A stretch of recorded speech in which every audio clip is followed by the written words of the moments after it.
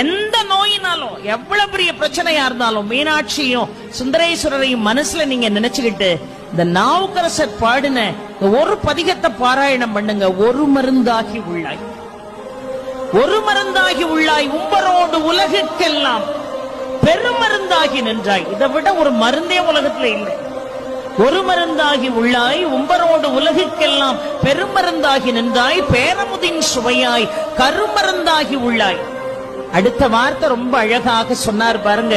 ஆளும் வல்வினைகள் தீர்க்கும் அருமருந்தா, ஆளும் வல்வினைகள் தீர்க்கும் அருமருந்தா, ஆலவாயில் அப்பனே அருள் செய்யாயே என்று அழகாக பாடுகிறார் என்று சொன்னால், ஆளும் வல்வினைகள் நம்மை துரத்தி கொண்டே இருக்கிறது. அந்த வல்வினைகளால நாம எவ்வளவோ, அந்த கர்ம பலன்களால எவ்வளவோ பிரச்சனைகள்ல நாமெல்லாம் சிக்கி தவிக்கிறோமே. அந்த ஆளும் வல்வினைகள் தீர்க்கக்கூடிய அருமருந்தாக விளங்கக்கூடிய